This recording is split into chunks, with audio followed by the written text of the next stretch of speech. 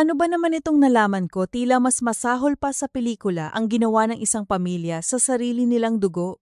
Isipin niyo, pinanood ng mga magulang ang anak nilang lalaki na halos mamatay sa pighati sa harap ng isang puntod, gayong alam nilang itinapon lang nila ang manugang nilang buntis sa gitna ng bagyo. Habang naghahanda sila para sa isang marangyang kasal, may isang sanggol na nabubuhay sa hirap na ang mga mata ay kamukhang kamukha ng amang akala ay naulila na siya. Makinig muna kayo, dahil ang katotohanan ay laging humahanap ng paraan para lumabas. Ang mansyon ng pamilya Del Fiero sa Forbes Park ay parang isang museo ng kapangyarihan at yaman, ngunit para kay Mia, ito ay isang malawak at malamig na libingan.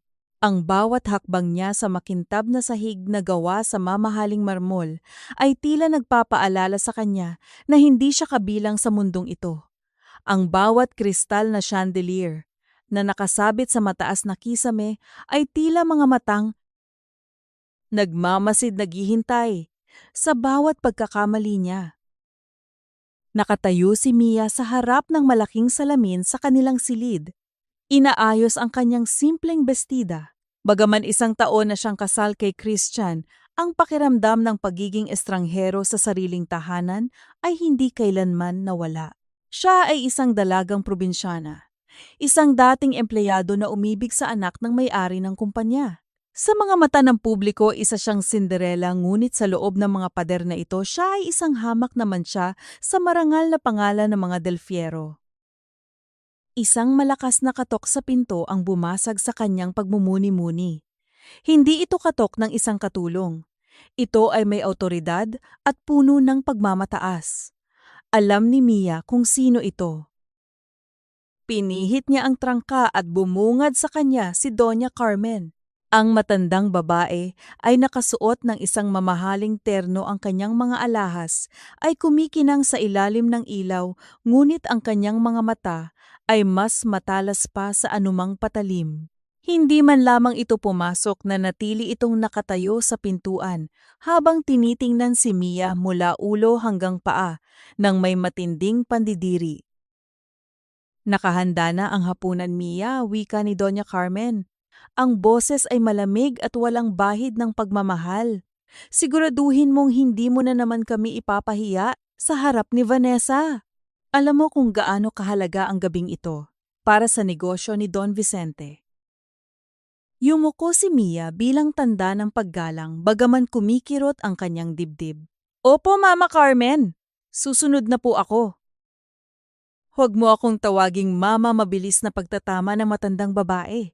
Ang kanyang mukha ay namula sa galit. Ilang beses ko bang sasabihin sa iyo na ang karapatang iyan ay para lamang sa mga taong may kapantay naming dugo, para sa iyo ako, si Doña Carmen. Huwag mong kalilimutan ang iyong lugar. Dahil sa isang kumpas ko lang, mabalik ka sa putikan na pinanggalingan mo.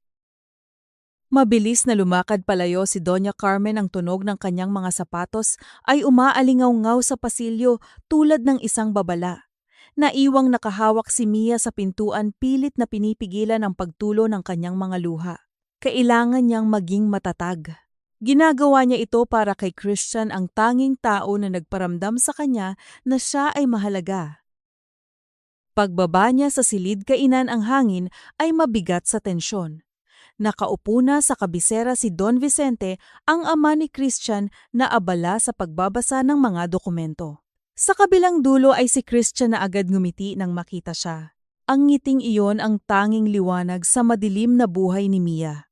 Ngunit sa tabi ni Doña Carmen ay nakaupo si Vanessa, ang babaeng pinangarap ng mga Del Fiero na maging asawa ni Christian. Maganda, edukado sa ibang bansa, at higit sa lahat, mula sa isang pamilyang bilyonaryo. Narito na pala ang ating reyna, pangungutya ni Vanessa, habang dahan-dahang hinihigop ang kanyang alak. Ang kanyang mga mata ay puno ng panunuya. Halika na, Mia! Huwag mong paghintayin ang pagkain. Baka lumamig ang steak? Sayang naman ang pagod ng mga chef, baka hindi ka sanay sa ganitong uri ng karne. Umupo si Mia sa tabi ni Christian. Hinawakan ni Christian ang kanyang kamay sa ilalim ng lamesa, isang tahimik na pagsuporta na nagbigay sa kanya ng kaunting lakas. Nagsimula ang hapunan sa gitna ng mga kuwentuhan tungkol sa stocks mergers at mga mamahaling bakasyon sa Europa mga paksang wala ni katiting na alam si Mia. Narinig ko, Vicente, na maayos ang takbo ng kumpanya ni na Vanessa sa Singapore, wika ni Doña Carmen habang hinihiwa ang kanyang pagkain. Ganyan ang kailangan natin. Isang partner na may utak at koneksyon. Hindi katulad ng iba na marunong lang magluto ng sinigang at maglinis ng bahay. Napatigil si Mia sa pagkain. Alam niyang siya ang pinapatamaan. Sinubukan niyang kumuha ng isang piraso ng tinapay, ngunit sa sobrang kababahagyang tumama ang kanyang siko sa isang maliit na sarsa na naging dahilan upang mahulog ang isang mamahaling pinggan na gawa sa fine bone china. Ang tunog ng pagkabasag ng pinggan ay tila isang pagsabog sa gitna ng katahimikan ng silid. Ang mga piraso ng porselana ay nagkalat sa sahig at ang puting sarsa ay tumalsik sa mamahaling sapatos ni Doña Carmen. Agad na tumayo si Doña Carmen, ang kanyang muka ay puno ng matinding galit. Anong ginawa mo, sigaw niya, ang kanyang boses ay tila isang latigo na humahampas sa pagkatao ni Mia. Alam mo ba kung magkano ang set na iyan? Iyan ay pamana pa mula sa aking lola? Walang ingat? Talaga ngang hindi mo kayang itago ang iyong pagiging dukha? Pasensya na po, Doña Carmen. At hindi ko po sinasadya. Nanginginig na paumanhin ni Mia habang mabilis na lumuhod sa sahig upang pulutin ang mga basag na piraso. Hayaan mo na iyan, Mia. Ang mga katulong na ang gagawa niyan, pagtatanggol ni Christian habang sinusubukang patayuin ang kanyang asawa. Hindi pigil ni Doña Carmen. Dahil siya ang nakabasag, siya ang maglilinis. Gusto niyang maging bahagi ng pamilyang ito, di ba? Dapat niyang matutunan ang disiplina. Napilitang manatiling nakaluhod si Mia. Habang pinupulot niya ang mga piraso, naramdaman niya ang isang matulis na bagay na bumaon sa kanyang daliri. Isang matalas na sakit ang gumuhit at dahan-dahang umagos ang pulang dugo sa kanyang balat, pumapatak sa puting marmol. Ngunit hindi siya dumaing. Hindi niya gustong bigyan sila ng kasiyahan na makita siyang nasasaktan. Mula sa itaas, narinig ni Mia ang mahinang tawa ni Vanessa. Ganyan nga, Mia. Mas bagay sa iyo ang posisyong iyan, ang nakaluhod sa paanan namin. Matapos ang insidenteng nagpatuloy ang gabi, na parang walang nangyari para sa mga Delfiero. Ngunit para kay Mia, ang bawat segundo ay tila isang pagpapahirap. Nang matapos ang hapunan, lumapit si Vanessa sa kanya habang ang iba ay nasa balkonahe para sa kape. May hawak na baso ng mainit na tsaa si Vanessa. Habang naglalakad siya sa tabi ni Mia, bigla niyang itinagilid ang baso. Ang mainit na likido ay dumaloy sa braso ni Mia, dahilan upang mapasinghap siya sa biglaang init na tila pumapaso sa kanyang balat. Ay pasensya na, wika ni Vanessa, ang kanyang tinig ay puno ng peking pag-aalala, ngunit ang kanyang mga mata ay nagniningning sa tuwa.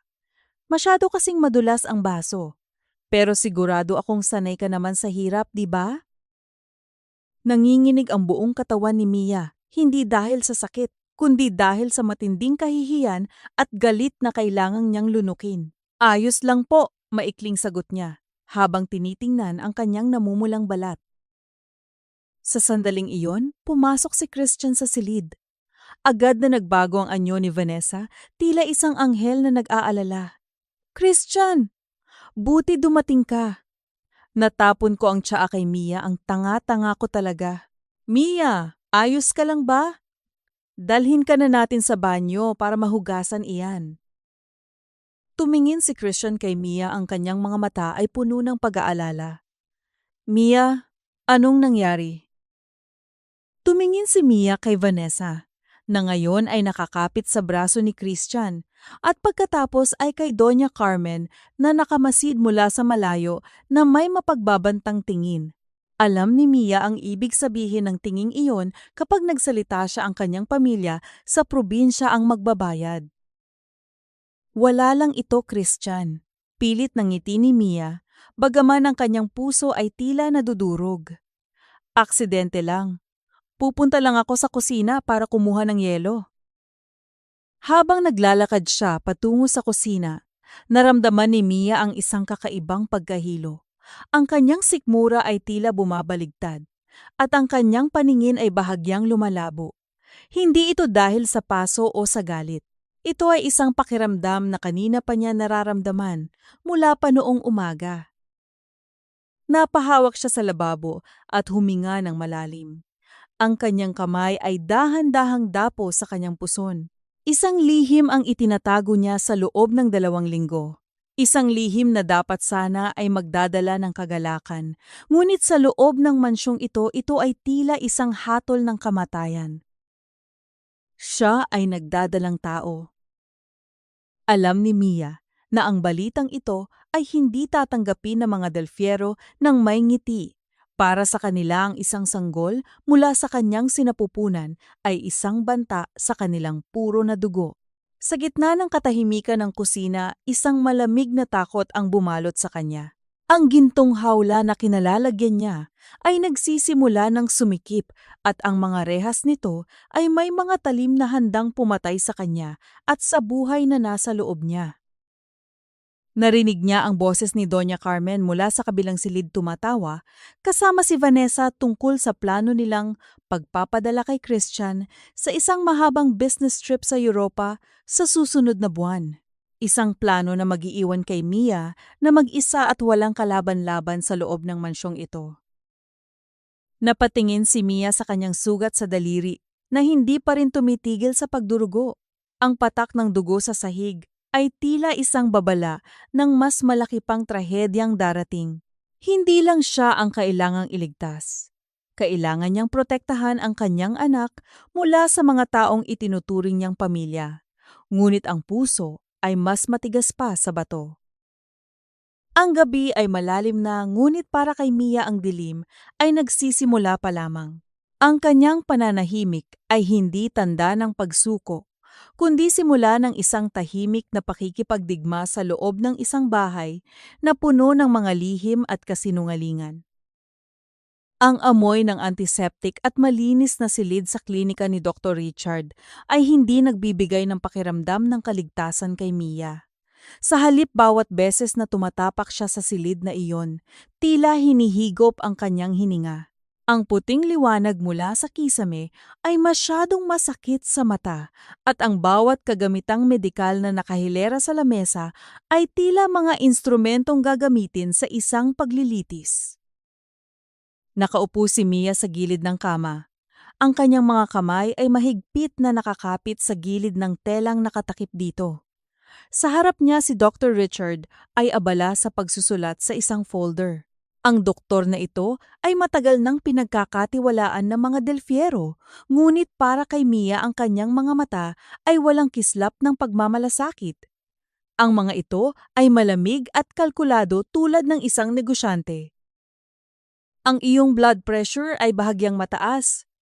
Mia, wika ni Dr. Richard nang hindi tumitingin sa kanya. Ang tunog ng kanyang ballpen sa papel ay tila bawat tibok ng kaba sa dibdib ng babae. At napansin ko sa iyong huling test na ang iyong hormone levels ay hindi pa rin matatag. Kailangan mong ituloy ang pag-inom ng mga bitaminang ibinigay ko. Bumukas ang pinto at pumasok si Doña Carmen, kasunod si Vanessa. Ang dalawang babae ay tila mga anino na laging nakabuntot sa bawat aspeto ng kalusugan ni Mia. "Kamusta ang lagay niya, Richard?" tanong ni Doña Carmen. Habang naglalakad patungo sa bintana, ang kanyang mga daliri ay dahan-dahang hinahaplos ang mamahaling tela ng kanyang bag. "May pag-asa na ba kaming makarinig ng magandang balita? O sadyang baog ang lupang pinili ng aking anak?" Ang salitang baog ay tumama kay Mia na tila isang sampal. Napayuko siya pilit na itinatago ang panginginig ng kanyang mga labi. Alam niya ang totoo. Alam niyang may buhay na sa loob niya, ngunit alam din niyang ang mga bitaminang binabanggit ng doktor ay hindi para sa kanyang ikabubuti. Nitong mga nakaraang linggo, napansin niya ang kakaibang panghihina ng kanyang katawan tuwing iniinom ang mga iyon. Ang kanyang isipan ay nagiging malabo at ang kanyang sikmura ay tila laging may apoy. Gaya ng sinabi ko po, Doña Carmen, sagot ni Dr. Richard, sa pagkakataong ito ay may bahid ng nakatagong kahulugan ang kanyang boses. Ang mga supplement na ibinibigay ko ay idinisenyo upang i-regulate ang kanyang sistema. Minsan ang katawan ay nangangailangan ng panahon upang tanggapin ang ganitong uri ng pagbabago. Lumapit si Vanessa kay Mia, isang mapanuksong ngiti ang nakaguhit sa kanyang mga labi. Kailangan mong uminom, Mia. Para ito sa kinabukasan ng pamilya Del Fiero. Ayaw mo namang mabigo si Christian, di ba? Isipin mo na lang, kung hindi mo kayang magbunga, anong silbi mo sa bahay na ito? Kumuha si Dr. Richard ng isang maliit na puting bote mula sa kanyang cabinet. Inilabas niya ang 2 malalaking tableta na kulay itim. Kumuha naman si Vanessa ng isang baso ng tubig at inabot ito kay Mia. Inumin mo na. Ngayon din sa harap namin utos ni Doña Carmen. Ang kanyang tinig ay walang puwang para sa pagtanggi. Nanginginig ang kamay ni Mia habang tinatanggap ang mga tableta.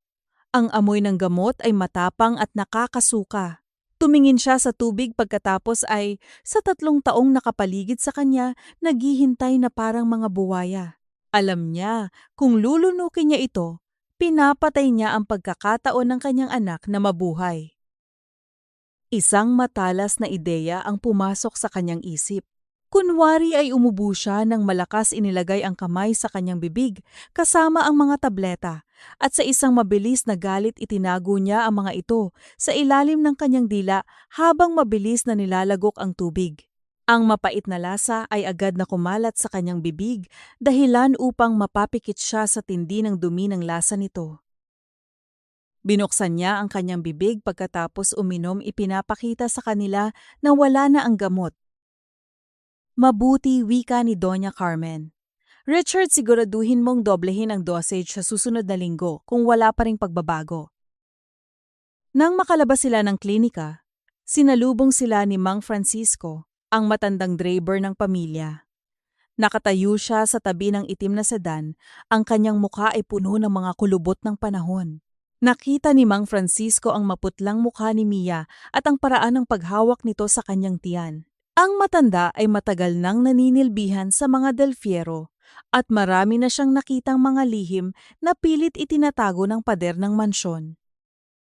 Ayos lang po ba kayo, Ma'am Mia? Mahinang tanong ni Mang Francisco habang pinagbubuksan siya ng pinto. Ayos lang ako, Mang Francisco. Maraming salamat. Sagot ni Mia bagaman ang kanyang boses ay tila isang bulong na mawawala sa hangin. Pagdating sa mansyon, agad na nagtungo si Mia sa kanyang silid at mabilis na pumasok sa banyo. Doon idinura niya ang mga tabletang kanina pa nagpapakit sa ilalim ng kanyang dila. Ang mga ito ay kalahati ng natunaw nag-iiwan ng maitim na mantsa sa puting lababo. Mabilis niyang binuksan ang gripo, hinahayaang tangayin ng tubig ang lason na iyon. Napaupo siya sa sahig ng banyo, ang kanyang hininga ay mabilis at mabigat. Ang bawat bahagi ng kanyang katawan ay tila sumisigaw sa pagod. Hindi pa man nagsisimula ang laban, ramdam na niya ang bigat ng mundong nakadagan sa kanya. Maya-maya pa narinig niya ang boses ni Christian mula sa silid. Agad siyang naghugas ng mukha at lumabas, pilit na inaayos ang kanyang sarili. Nakita niya ang kanyang asawa na abala sa pag-aayos ng kanyang mga gamit. Christian, aalis ka na ba agad? Tanong niya, ang lungkot ay hindi na maikubli sa kanyang mga mata. Lumapit si Christian at hinawakan ang kanyang mga balikat. Kailangan, Mia, ang merger sa Singapore ay kritikal. Kung maayos ko ito, mas magiging matatag ang posisyon ko sa kumpanya at hindi na tayo masyadong aasa sa desisyon ni Papa. 1 linggo lang ako roon, pangako. Gusto ni Mia na sumigaw na sabihin sa kanya ang lahat, ang tungkol sa gamot, ang tungkol sa pananakit ni na Vanessa at Doña Carmen, at ang tungkol sa sanggol sa kanyang sinapupunan. Ngunit nang makita niya ang pagod sa mga mata ni Christian at ang determinasyon nitong ayusin ang kanilang kinabukasan, nanigas ang kanyang dila. Ang hiya at ang takot na baka lalong lumala ang sitwasyon ang nanaig. Mag-iingat ka roon ang tanging nasabi ni Mia. Huwag kang mag-alala, iniwan ko ang lahat ng instruksyon kay Mang Francisco para alagaan ka. At narito naman sina Mama at Vanessa para samahan ka, wika ni Christian na lingid sa kaalaman ay tila naglalagay ng tupa sa gitna ng mga lobo. Nang gabing iyon, matapos makaalis ni Christian patungo sa paliparan, ang mansyon ay muling naging malamig. Habang naglalakad si Mia patungo sa kusina upang kumuha ng tubig, napadaan siya sa bahagyang nakabukas na pinto ng library ni Don Vicente. Narinig niya ang mahinang pag-uusap sa loob.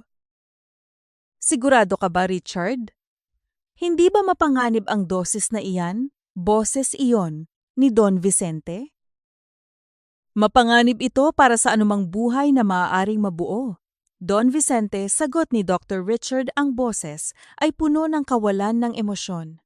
Ngunit iyan ang tanging paraan upang masiguro na walang hindi kanais-nais na tagapagmana ang lalabas mula sa babaeng iyon. Sa loob ng ilang buwan ang kanyang matris ay magiging tuyo at wala nang kahit anong binhi ang mabubuhay doon. Napatakip si Mia sa kanyang bibig upang pigilan ang isang malakas na hikbi. Ang kanyang buong mundo ay tila gumuho. Hindi lang nila ayaw na magkaanak siya. Aktibo nilang pinapatay ang kakayahan niyang maging isang ina. Sila ay mga mamamatay tao sa ilalim ng maskara ng pagiging marangal. Sa gitna ng kanyang pagkabigla, hindi niya napansin na may nakatayo sa dulo ng pasilyo. Si Mang Francisco ay naroon, hawak ang isang platera ng prutas. Ang kanilang mga mata ay nagtagpo. Nakita ni Mia ang lungkot at ang matinding pag-aawa sa mga mata ng matanda. Hindi nagsalita si Mang Francisco, ngunit dahan-dahan siyang tumango, isang tahimik na senyas na narinig din niya ang lahat at nararamdaman niya ang sakit na dinaranas ng dalaga. Mabilis na tumakbo si Mia pabalik sa kanyang silid, ang kanyang puso ay tila gustong kumawala sa kanyang dibdib. Pinihit niya ang kandado at sumandal sa pinto. Sa dilim ng gabi, ang tanging naririnig niya ay ang malakas na hangin sa labas, tila nagbabadya ng isang darating na bagyo. Kinuha niya ang isang maliit na kwintas na may krus, ang tanging alaala mula sa kanyang ina sa probinsya. Diyos ko, tulungan! Niyo po kami ng anak ko, bulong niya sa gitna ng mga luhang hindi na mapigilan. Hindi na siya ligtas sa bahay na ito. Ang bawat baso ng tubig, ang bawat piraso ng pagkain, at ang bawat ngiti ni na Doña Carmen at Vanessa ay may kalakip na lason. Kailangan niyang mabuhay. Kailangan niyang protektahan ang munting buhay sa loob niya, kahit na ang buong mundo ay nakatalikod sa kanya. Sa kabilang panig ng mansyon, sa balkonaheng natatanaw ang malawak na hardin, nakatayo sina Doña Carmen at Vanessa nagtatawanan habang pinagmamasdan ang madilim na langit. Isang linggo, Vanessa, wika ni Doña Carmen habang pinaglalaruan ang kanyang mga kuko. Isang linggo na wala si Christian. Iyan ang pagkakataong hinihintay natin para tuluyang linisin ang kalat na ito. Ang kidlat ay gumuhit sa kalangitan, pansamantalang nagbibigay ng liwanag sa kanilang mga mukha na puno ng masamang balakin. Ang bagyo ay hindi na lamang nasa labas, ito ay nasa loob na mismo ng kanilang tahanan, at si Mia ang nasa sentro ng mata ng unos. Ang langit sa itaas ng Maynila ay tila isang telon ng nagbabadyang kamatayan. Ang bagyong Dante ay dumating ng may lakas na hindi inaasahan, nagdadala ng bugso ng hangin na tila humihikbi at nagngangalit sa paligid ng mansyon ng mga Del Fierro. Ang malakas na hampas ng ulan sa mga bintanang salamin ay parang libo-libong maliliit na daliri na gustong pumasok at manakit. Sa loob ang bawat sulok ng bahay ay tila mas madilim, mas malamig at mas mapanganib. Sa banyo ng kanyang silid nakaluhod si Mia sa harap ng inidoro ang kanyang buong katawan ay nanginginig sa bawat paglabas ng pait mula sa kanyang sikmura. Ang kanyang morning sickness ay hindi na lamang isang simpleng mual. Ito ay isang pagpapakit na mahirap ng ikubli. Ang kanyang mukha ay kasing puti na ng pader at ang kanyang mga mata ay lubog na dahil sa puyat at takot. Isang matulis na tunog ng pagpihit ng trangka ang narinig niya. Hindi niya ito nakandado. Bumukas ang pinto at pumasok si Vanessa, ang kanyang mga kamay ay nakahalukip-kip habang may suot na mapanuring tingin. Amoy na amoy ni Mia ang matapang na pabango nito na lalong nagpabaling sa kanyang sikmura. Isang linggo nang wala si Christian pero tila lalo kang nagiging sakitin. Mia, wika ni Vanessa, ang boses ay puno ng malisya. O baka naman mayroon kang itinatago na hindi kayang patayin ng mga bitamina ni Dr. Richard. Hindi nakasagot si Mia. Sinubukan niyang tumayo ngunit ang kanyang mga tuhod ay tila gawa sa papel. Sa isang mabilis na galaw, hinawakan ni Vanessa ang kanyang panga, pinilit siyang tumingin ng diretsyo. Huwag mo kong lokohing babaeng galing sa putikan. Alam ko ang hitsura ng isang buntis bulong ni Vanessa, ang kanyang mga kuko ay bumaon sa balat ni Mia. Wala akong itinatago, nanginginig na sagot ni Mia, bagaman ang kanyang mga mata ay nagpapakita ng kabaligtaran. Hindi nagtagal, pumasok din si Doña Carmen sa silid. May kasunod siyang dalawang lalaking tauhan ng mansyon at si Dr. Richard. Ang presensya ng doktor sa oras na ito sa gitna ng nagngangalit na bagyo ay lalong nagpatindi sa kaba ni Mia. Dalhin siya sa library, utos ni Doña Carmen. Richard, gawin mo ang nararapat. Gusto kong malaman ang katotohanan ngayon din. Kinaladkad si Mia ng dalawang lalaki. Wala siyang lakas na lumaban. Ang bawat hakbang niya sa pasilyo ay tila patungo sa isang bitayan. Sa loob ng library ang hangin ay amoy luma at amoy tinta. Ngunit ang lamig doon ay higit pa sa lamig ng ulan sa labas. Sa pilitan siyang iniupo sa isang sofa, habang si Dr. Richard ay naghahanda ng kanyang mga kagamitan. Huwag niyo po itong gawin. Pagmamakaawa ni Mia, ang mga luha ay nagsisimulang umagos. Maawa po kayo sa akin. Awa. Sa isang ahas na tulad mo, singhal ni Doña Carmen habang nakatayo sa tabi ng malaking bintana kung saan gumuguhit ang kidlat sa labas. Kung totoo ang hinala ko, Mia, nilapastangan mo ang tiwalang ibinigay namin sa iyo. Binigyan ka namin ng lahat pero tila may balak kang dumiin ang marangal naming pangalan sa pamamagitan ng iyong maruming dugo. Ang pagsusuri ay mabilis ngunit puno ng karahasan. Walang respeto si Dr. Richard sa kanyang paghawak kay Mia. Matapos ang ilang minuto, ang mukha ng doktor ay naging seryoso. Tumingin siya kay Doña Carmen at dahan-dahang tumango. Positibo, Doña Carmen. 4 na linggo na siyang nagdadalang tao, wika ni Dr. Richard. Tila hindi naging sapat ang dosage ng gamot upang labanan ang kanyang fertility. Ang kanyang katawan ay masyadong matatag. Ang katahimikan sa loob ng silid ay tila isang bombang sasabog. Isang malakas na kulog ang gumulong-gulong sa kalangitan, kasabay ng biglaang pagsugod ni Vanessa kay Mia. Isang malutong na sampal ang dumapo sa pisngi ni Mia, sapat na lakas upang mapatabi ang kanyang ulo at magdugo ang gilid ng kanyang labi. Hindi pa nakontento, sinabunutan ni Vanessa si Mia, pilit na inihaharap ang kanyang mukha. Hayop ka! Akala mo ba matatakasan mo kami? Sigaw ni Vanessa, ang kanyang mukha ay punong-puno ng poot. Inisip mo bang magiging tagapagmana ang anak ng isang katulong hinding-hindi iyan mangyayari? Tama na, Vanessa, malamig na wika ni Don Vicente mula sa pintuan. Ang kanyang boses ay walang galit ngunit ang bawat salita ay puno ng nakamamatay na desisyon. Hindi natin kailangan ng eksena. Ang kailangan natin ay solusyon. Lumapit si Don Vicente kay Mia. na ngayon ay nakasalampak sa sahig habang nakahawak sa kanyang tiyan umiiyak ng walang tunog. Tiningnan niya ang manugang na tila isang insekto na kailangang tapakan. Mia, binigyan ka namin ng pagkakataong mamuhay ng marangal panimula ni Don Vicente. Pero pinili mong maging banta sa aming pamilya. Ang batang iyan ay hindi kailanman kikilalanin bilang isang Del Fiero. At ikaw ay tapos na sa buhay namin. Papatayin niyo po ba kami? Hikbing tanong ni Mia. Hindi kami mamamatay tao. Mia, sagot ni Don Vicente na may kasamang nakapangingilabot ng ngiti. Ngunit ang tadhana ay mapaglaro lalo na sa gitna ng isang malakas na bagyo. Masyadong madulas ang mga kalsada. Masyadong mapanganib ang mga bangin sa labas ng Maynila. Sa isang kumpas ni Don Vicente, muling hinawakan ng dalawang lalaki si Mia.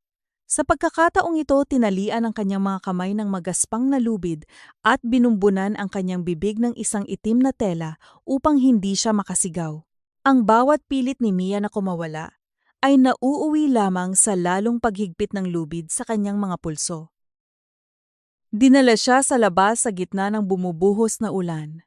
Ang lamig ng tubig ay agad na tumago sa kanyang manipis na damit, nagiging sanhi upang manginig ang kanyang mga buto. Doon sa garahe naghihintay ang itim na sedan. Nakita niya si Mang Francisco na nakatayo sa tabi nito, ang mukha ay basang-basa ng ulan at luha. Ang matanda ay tila gustong sumigaw, gustong lumaban, ngunit ang takot sa kanyang mga mata ay mas matindi. Mang Francisco, gawin mo na utos ni Don Vicente, habang nakatayo sa ilalim ng payong na hawak ng isang tauhan. Sa harap ng mga mata ni na Doña Carmen at Vanessa, na tila nanonood ng isang nakatutuwang palabas, binuhat si Mia ng mga lalaki at marahas na inihagis sa loob ng madilim at masikip na compartment ng sasakyan. Bago isara ang pinto ng compartment, nakita ni Mia ang huling sulyap ng puot mula kay Vanessa. Ang tunog ng pagsara ng compartment ay tila ang huling tunog na maririnig ni Mia sa mundong ito. Sa loob ng madilim na espasyo, ang tanging naririnig niya ay ang ugong ng makina ng sasakyan at ang malakas na buhos ng ulan sa labas. Ang hangin ay kakaunti at ang bawat paggalaw ng sasakyan ay nagiging sanhi ng kanyang pagkabagok sa matitigas na bahagi ng compartment. Diyos ko! Ang anak ko! Ang tanging sigaw ng kanyang puso habang unti-unting lumalayo ang sasakyan mula sa mansyon. Hindi alam ni Mia kung saan siya dadalhin. Ang tanging alam niya ay ang bagyong ito ay hindi lamang isang sakuna ng kalikasan, kundi isang paraan ng pamilya Del Fiero upang burahin siya sa mukha ng lupa. Habang bumibilis ang takbo ng sasakyan, sa gitna ng madilim na gabi at baha, isang matinding panalangin ang namutawi sa kanyang isipan, nagnanais na sa dulo ng madilim na kalsadang ito, mayroon pang isang liwanag na naghihintay para sa kanya at sa kanyang sanggol.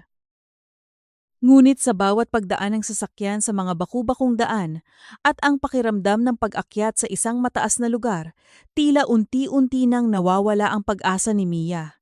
Ang compartment na dati ay amoy langis lamang, ay unti-unti nang nilalamon ng lamig ng gabi, habang ang sasakyan ay patuloy sa paglalakbay patungo sa isang destinasyon na walang sinumang nagnanais na makarating.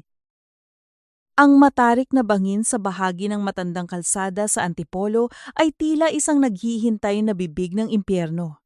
Sa gitna ng dilim at ng nagngangalit na hanging dala ng bagyo, ang mga puno ng balete sa paligid ay tila mga higanting sumasayaw sa ilalim ng hagupit ng ulan. Dito malayo sa mga mata ng sibilisasyon, ang huling yugto ng malupit na plano ni Don Vicente ay isinasagawa. Kala. Nakatayo si Mang Francisco sa gilid ng kalsada, ang kanyang mga kamay na dati ay matatag sa paghawak ng manibela ay nanginginig na ngayon sa tindi ng takot at lamig.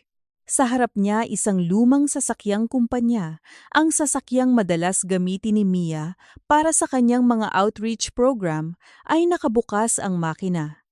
Ang mga ilaw nito ay tumatama sa makapal na hamog, tila dalawang matang nagsusumamo.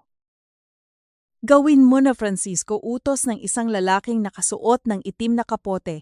Ang boses ay halos malunod sa ingay ng hangin. Huwag mong hintayin na ang pamilya mo ang itapon namin sa ibaba. Sa loob ng sasakyan, inilagay nila ang mga gamit ni Mia, ang kanyang paboritong scarf, ang kanyang bag, na naglalaman ng kanyang pagkakakilanlan at ilang mga personal na dokumento. Nilagyan din nila ng mga kemikal ang loob nito upang masiguro ang isang mabilis at malakas na pagliyab sa sandaling tumama ito sa ibaba. Ang plano ay simple, isang aksidenteng dulot ng madulas na kalsada at nawalang preno. Pinihit ni Mang Francisco ang manibela at dahan-dahang itinulak ang sasakyan patungo sa gilid ng bangin. Sa bawat sentimetro ng pag-usad ng gulong sa putikan, tila nadudurog ang kaluluwa ng matanda. Isang malakas na tunog ng pagbagsak ng bakal sa mga bato. Ang umalingaw-ngaw sa paligid ng tuluyan itong lumusong sa kailaliman. Hindi nagtagal. Isang maliwanag na pagsabog ang nagmula sa ibaba. Ang apoy ay panandaliang nagbigay ng kulay kahel sa madilim na langit. Bago ito unti-unting lamunin ng ulan. Tapos na wika ng lalaki. Tandaan mo, Francisco, patay ka na rin sa gabi na ito. Kung may marinig kaming kahit isang bulong, alam mo ang mangyayari. Samantala sa Ninoy Aquino International Airport, kalalapag pa lamang ng eroplanong sinasakyan ni Christian. Ang kanyang mukha ay puno ng pagod, ngunit may bahid ng pananabik. Balak niyang sorpresahin si Mia ng isang kwintas na binili niya sa Singapore, isang simbolo ng bago at mas matatag nilang simula. Ngunit pagbukas pa lamang ng kanyang telepono, isang sunod-sunod na mensahe at missed calls ang bumungad sa kanya. Ang huling tawag ay mula sa kanyang ama. Christian. Anak, ang boses ni Don Vicente, sa kabilang linya, ay tila galing sa ilalim ng lupa, puno ng pekeng pighati. May masamang balita. Ang iyong asawa, si Mia, nagkaroon ng aksidente sa Antipolo habang pauwi mula sa kanyang pamilya. Hindi nakayanan ng preno ang baha. Christian, wala na siya. Ang telepono ay dahan-dahang nadulas mula sa kamay ni Christian at bumagsak sa sahig ng airport. Ang paligid na kanina ay maingay at puno ng mga taong nagmamadali ay tila naging isang malawak na espasyong walang tunog. Ang kanyang puso ay tila tumigil sa pagtibok at ang bawat hininga niya ay naging isang matalim na kutsilyong humihiwa sa kanyang lalamunan. Nang makarating si Christian sa pinangyarihan ng aksidente, ang apoy ay patay na iniwan lamang ang isang kalansay ng bakal na umuusok pa rin sa ilalim ng ulan. Ang mga awtoridad na nabayaran na ni Don Vicente ay mabilis na naglabas ng ulat. Sir, mahirap pong kilalanin ang mga labi dahil sa tindi ng sunog, wika ng isang pulis, hindi tumitingin sa mga mata ni Christian. Ngunit ang mga gamit na narecover namin ay kumpirmadong kay Mrs. Del Fierro. Ilang araw matapos ang trahedya, ang mansyon ng mga Del Fierro ay binalot ng kulay puti at itim. Ang amoy ng mga bulaklak na lila at puting rosas ay nakahihilo, tila pilit na itinatago ang amoy ng kabulukan ng katotohanan. 2 saradong kabaong ang nakalagay sa gitna ng malawak na sala, isa para kay Mia at isa para sa driver na ayon sa ulat ay kasama niya si Mang Francisco. Nakaluhod si Christian sa harap ng kabaong ni Mia, ang kanyang mga mata ay lubog at walang buhay. Wala nang luhang lumalabas sa kanya. Tila ang lahat ng tubig sa kanyang katawan ay naubos na sa huling 3 gabi ng walang humpay na pagtangis. Sa kanyang isipan, paulit-ulit na bumabalik ang huling pag-uusap nila, ang kanyang pangako na babalik siya agad, ang kanyang halik sa noo nito na hindi niya akalaing iyon na ang huli. Sa gilid nakaupo si Doña Carmen, nakasuot ng isang eleganteng itim na terno, ang kanyang mukha ay tago sa likod ng isang belo. Sa bawat panauhing dumarating, naglalabas siya ng panyo at nagpapanggap na nagpapahid ng luha. Napakabata pa niya bulong ni Doña Carmen sa isang kaibigang sosyalidad, isang malaking kawalan sa aming pamilya. Tinuring ko na siyang tunay na anak. Si Vanessa naman ay hindi lumalayo sa tabi ni Christian. Sa bawat sandali hinahawakan niya ang balikat ng lalaki nag-aalok ng tubig o di kaya ay bumubulong ng mga salita ng pag-asa. Christian, kailangan mong kumain. Malambing na wika ni Vanessa, ang kanyang boses ay may himig ng pag-aalala na sadyang pinag-aralan. Gusto ni Mia na maging matatag ka. Nandito ako, hindi kita iiwan. Hindi siya tinitingnan ni Christian. Para sa kanya, ang bawat salita ni Vanessa ay tila ingay lamang ng isang insektong naghahanap ng pagkakataon. Ang tanging nararamdaman niya ay ang matinding bigat ng utang na loob sa kanyang mga magulang, na tila masigasig na tumutulong sa pag-aayos ng lahat ng dokumento at ng burol. Ang kanyang hiya sa lipunan ay unti-unting napapalitan ng isang malalim na katanungan. Bakit tila napakabilis ng lahat? Bakit tila ang bawat piraso ng ebidensya ay napakaayos? Tila isang script na sinunod ng walang pagkakamali. Dumating ang araw ng libing sa isang eksklusibong sementeryo. Ang ulan ay tumigil na tila ang langit ay napagod na rin sa pakikidalamhati. Habang ibinababa ang kabaong ni Mia sa ilalim ng lupa, naramdaman ni Christian na ang kalahati ng kanyang buhay ay ibinabaon din kasama nito. Ang Nissan na may pangalang Mia Del Fiero ay tila isang matalim na paalala ng kanyang kabiguan bilang asawa. Paalam, Mia, bulong niya habang inihahagis ang isang puting rosas sa ibabaw ng kabaong. Sana ay mapatawad mo ako sa pag-alis ko ng gabi na iyon. Hindi niya alam, sa kabilang bahagi ng sementeryo, nakatayo si Mang Francisco nakatago sa likod ng isang malaking puno. Ang matanda ay nagpanggap na patay ayon sa utos ni Don Vicente upang tuluyang mabura ang anumang saksi.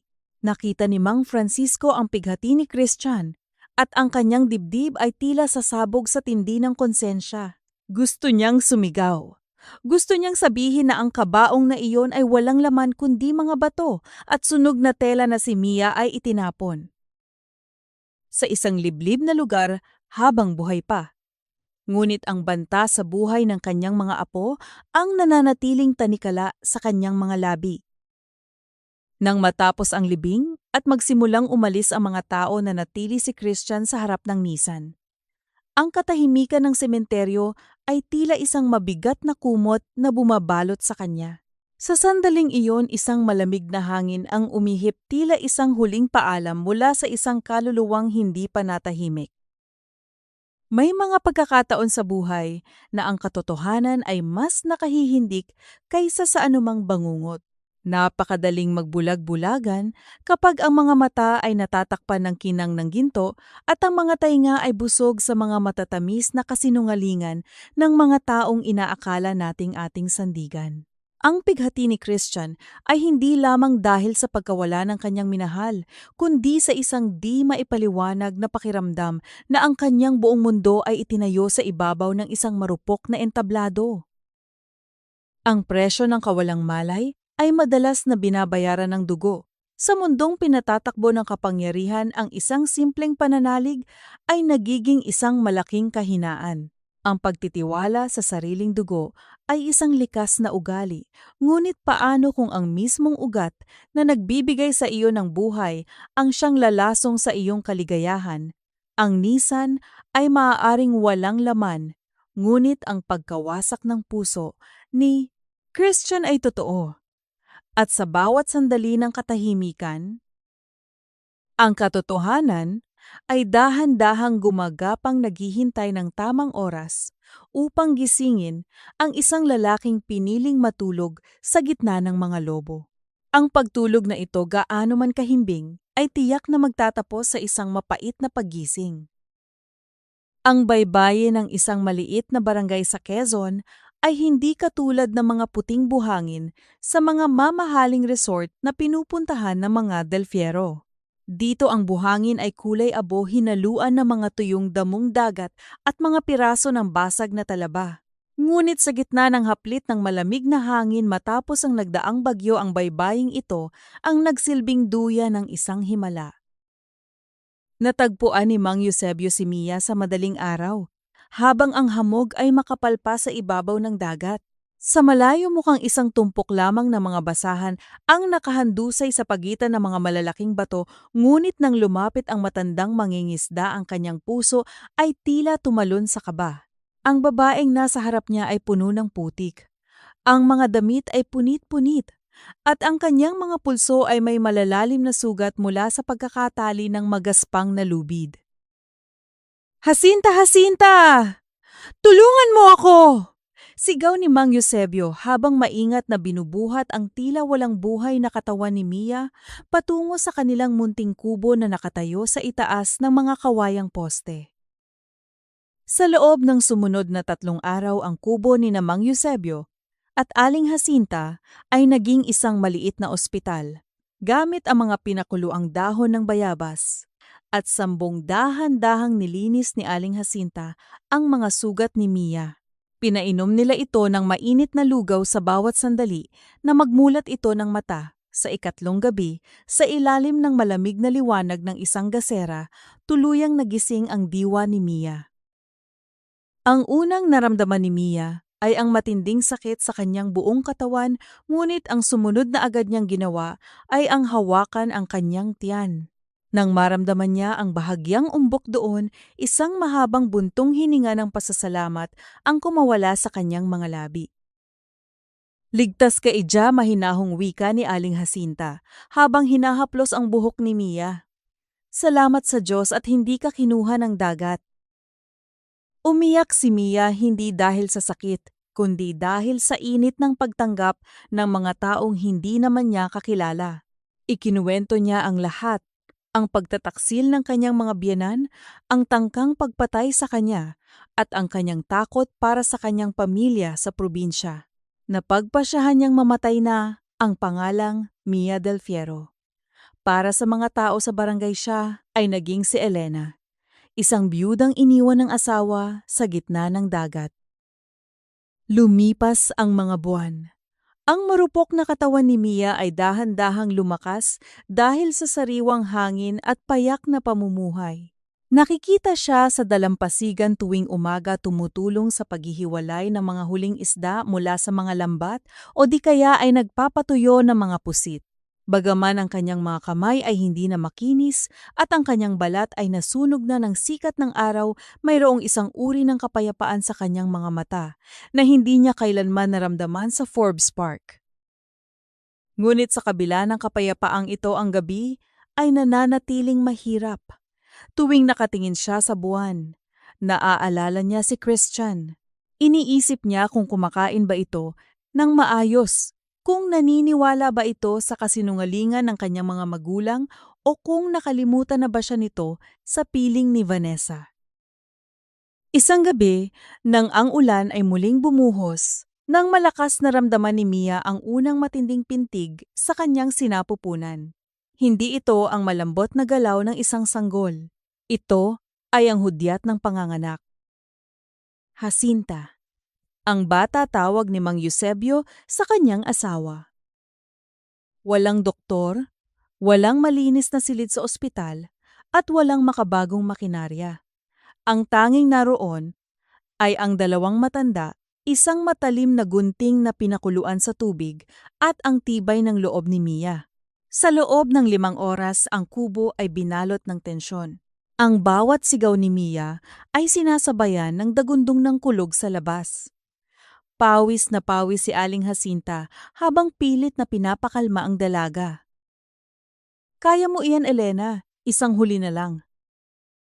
Sa huling pag-ire ni Mia kasabay ng isang malakas na ihip ng hangin na nagpayanig sa dingding na sasanarinig ang isang matinis at malakas na iyak ng isang sanggol. Ang tunog na iyon ay tila musika na nagpatahimik sa buong paligid. Isang sanggol na lalaki, ang isinilang malakas malusog at may mga matang tila nagniningning na mga bituin. Isang lalaki, Elena. Napakaguwapong bata, bulong ni Aling Jacinta habang inilalagay ang sanggol sa dibdib ni Mia. Naiyak si Mia habang tinitingnan ang kanyang anak. Ang mga mata nito ay eksaktong katulad ng kay Christian Matalas ngunit may kalambutan. Pinangalanan niya itong Zion. Sa gitna ng kahirapan sa loob ng isang dampa na tumutulo ang bubong na hanap ni Mia ang kanyang tunay na kayamanan. Samantala sa kabihasnan ng Maynila, ang buhay ni Christian ay isang mahabang serye ng mga walang kulay na araw. 6 na buwan na ang nakalilipas mula nang ilibing ang mga labi ni Mia, ngunit ang kanyang silid ay nananatiling hindi nagagalaw. Ang amoy ng pabango ni Mia ay matagal nang naglaho, ngunit tila naririnig pa rin niya ang tawa nito sa bawat sulok ng mansyon. Nakatayo si Christian sa balkonahe, may hawak na baso ng whiskey habang pinagmamasdan ang mga ilaw ng lungsod. Sa likod niya pumasok si Vanessa, suot ang isang mamahaling seda na pantulog. Christian, hanggang kailan ka ba magluluksa sa isang taong wala na malambing na tanong ni Vanessa habang dahan-dahang hinahawakan ang likod ng lalaki? Kailangan mong magpatuloy. Ang kumpanya ay nangangailangan ng isang matatag na lider at ako, kailangan kita. Humarap si Christian sa kanya, ang kanyang mga mata ay walang emosyon. Hindi mo kailanman maiintindihan, Vanessa. Ang kalahati ng kaluluwa ko ay kasamang ibinaon sa lupang iyon. Pero, nandito ako. Ako ang laging nasa tabi mo. Sigaw ni Vanessa, ang kanyang pagtitimpi ay unti-unti nang nauubos. Si Mia ay isang alaala na lang. Ako ang realidad mo ngayon. Gusto ni na Tita Carmen at Tito Vicente na magpakasal na tayo sa susunod na taon. Para na rin ito sa ikabubuti ng ating mga pamilya. Hayaan mo silang magplano, malamig na sagot ni Christian bago ito lumakad palayo at iniwan si Vanessa na nagngangalit sa galit. Sa ilalim ng kanyang kama, may isang maliit na kahon si Christian na naglalaman ng mga lumang sulat ni Mia at ang hindi natuloy na regalo niyang kwintas. Minsan sa kalaliman ng gabi, binubuksan niya ito at binabasa ang mga salita ng pag-ibig ni Mia.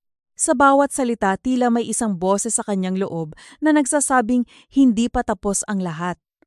Hindi niya maipaliwanag, ngunit ang kanyang puso ay tumatangging maniwala na ang isang babaeng kasing sigla ni Mia ay tuluyan nang naglaho sa isang madilim na bangin.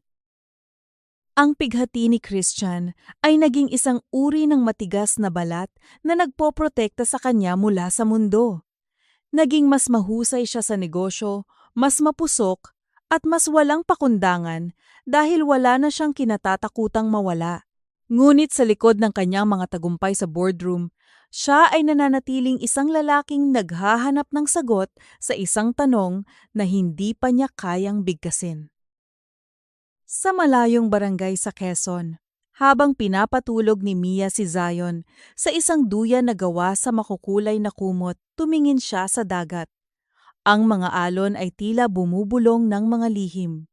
Alam ni Mia na darating ang araw na kailangan niyang harapin ang mga Delfiero hindi bilang isang biktima kundi bilang isang ina na handang bawiin ang lahat ng ninakaw sa kanya.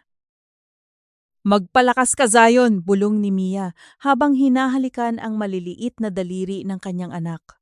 Darating ang araw na makikilala mo ang iyong ama, at sa araw na iyon lahat ng mga nagpahirap sa atin ay malalagay sa kanilang tamang lugar. Ang pagsibol ng bagong buhay sa gitna ng putikan ng Quezon ay ang simula ng isang pagbabagong hindi inaasahan ng sinuman sa Forbes Park. Ang binhing itinanim ng pamilya Delfiero sa kamatayan ay dahan-dahang lumalaki bilang isang punong magdadala ng kanilang sariling pagkawasak.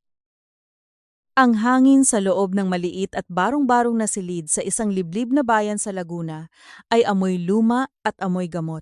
Sa gitna ng dilim, ang tanging nagbibigay ng liwanag ay ang isang maliit na altar kung saan nakasindi ang isang upos na kandila sa paanan ng imahen ng mahal na birhen. Dito ang bawat hininga ni Mang Francisco ay tila isang pakikibaka laban sa kamatayan.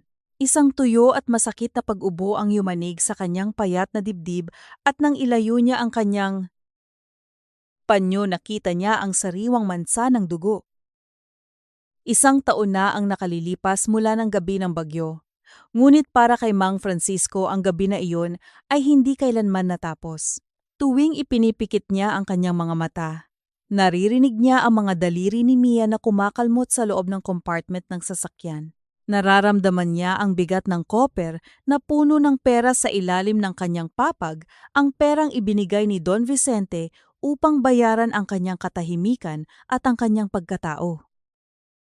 Dahan-dahang gumapang ang matanda patungo sa kanyang lumang radyo.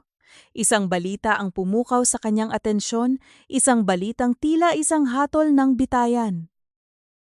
Ang kasal ng taon sa pagitan ng bilyonaryong si Christian Del Fierro at ng sosyalidad na si Vanessa Montenegro ay gaganapin na sa susunod na buwan sa Manila Cathedral, wika ng tagapagbalita. Matapos ang mahabang panahon ng pagluluksa sa kanyang yumaong asawa, tila handa na ang tagapagmana ng Del Fierro Group na magsimulang muli.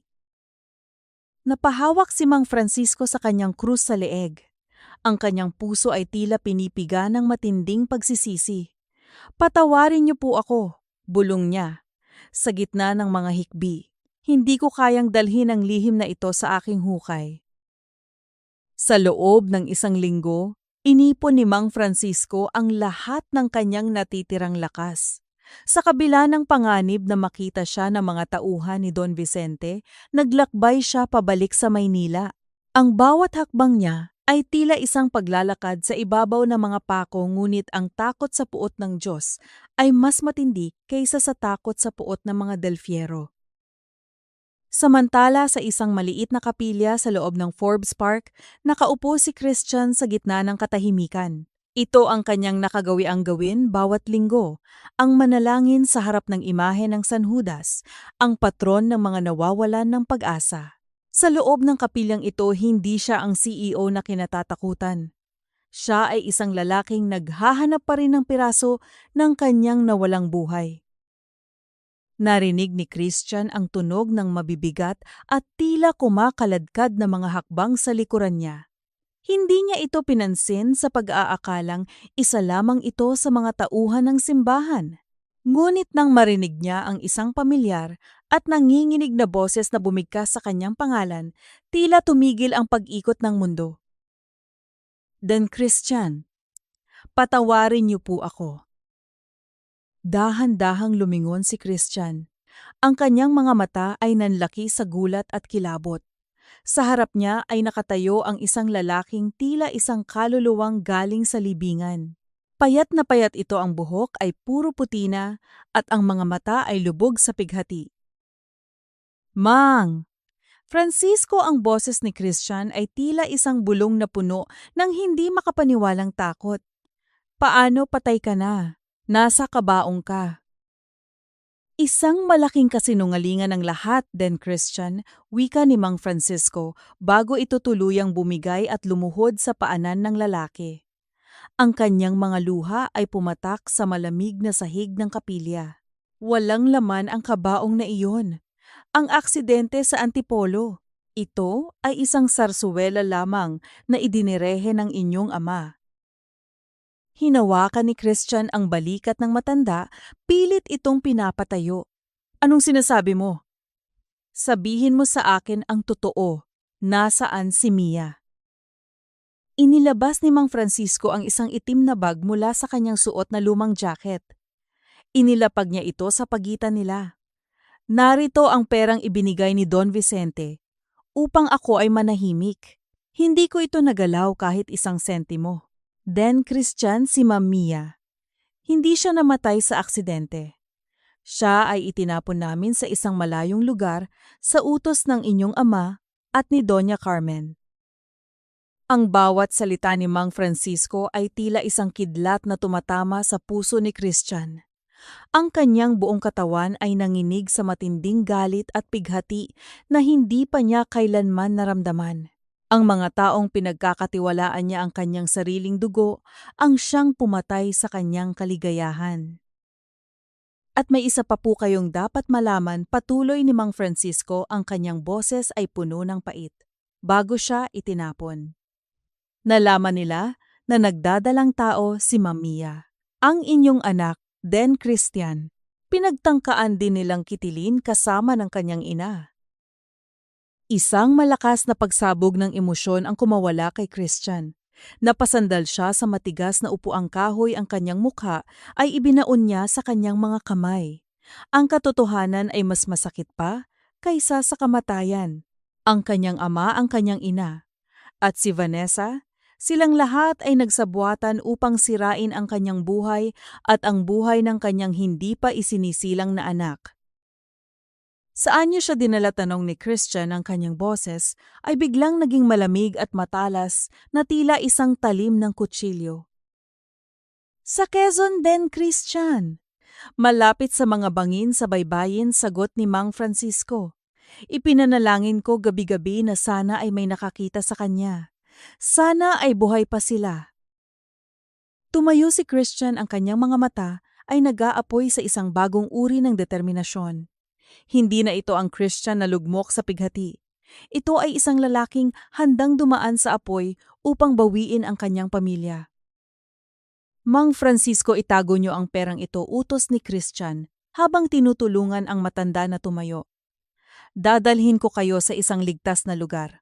Walang dapat makaalam na narito kayo. Simula sa araw na ito, ang bawat hakbang ni na Papa at Mama ay babantayan ko. Pagbabayaran nila ang bawat patak ng luhang ibinuhos ni Mia. Inilabas ni Christian ang kanyang telepono at tinawagan ng isang taong matagal na niyang hindi nakakausap, isang pribadong investigador na tapat lamang sa kanya at hindi sa kanyang pamilya. Hanapin mo ang isang babaeng nagngangalang Mia Del Fiero sa mga baybayin ng Quezon. Gamitin mo ang lahat ng resources na mayroon tayo. At tandaan mo, wag na wag itong makakarating sa aking ama. Ang utos ni Christian ay maikli, ngunit puno ng awtoridad. Nang lumabas si Christian sa kapilya, ang sikat ng araw ay tila masyadong maliwanag para sa kanya. Tiningnan niya ang malawak na mansyon sa di kalayuan. Sa loob ng bahay na iyon, nakatira ang mga halimaw na nagpanggap na nagmamahal sa kanya. Sa loob ng bahay na iyon, si Vanessa ay abala sa pagpaplano ng kanilang kasal. Hindi alam na ang kanyang bitayan ay dahan-dahan ng inihahanda. Ang galit sa puso ni Christian ay naging isang malamig na apoy. Hindi siya susugod ng walang plano. Hahayaan niyang maniwala ang kanyang mga magulang na sila pa rin ang may hawak ng manibela. Hahayaan niyang magpakasasa si Vanessa sa kanyang mga pangarap na maging reyna ng mga Del Fiero. Ngunit, sa likod ng bawat ngiti niya, sa likod ng bawat pirma niya sa mga dokumento ng kumpanya, ang kanyang isipan ay nakatuon lamang sa isang layunin, ang mahanap si Mia at ang kanilang anak, at ang wasakin ang bawat isa sa mga taong nagtangka sa kanilang buhay. Ang gabi ng pananahimik ni Christian ay tapos na. Isang bagong bagyo ang namumuo at sa pagkakataong ito, siya ang magiging sentro ng delubyong lalamon sa lahat ng kasinungalingan ng pamilya Del Fiero. Sa bawat tibok ng kanyang puso, tila naririnig niya ang bulong ng isang pangako, Mia Zion. Darating ako. Konting tiis na lang.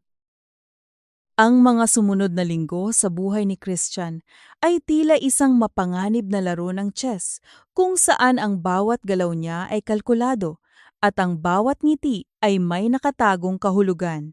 Sa umaga, siya ang masunuring anak at ang kasintahang tapat sumasama kay Vanessa sa pagpili ng mga dekorasyon para sa kanilang kasal, o di kaya ay nakikinig sa mga plano ng kanyang ina para sa grandiosong reception. Ngunit sa paglubog ng araw, ang kanyang opisina sa itaas na palapag ng gusali ng Del Fiero Group ay nagiging isang sentro ng operasyon para sa isang lihim na misyon.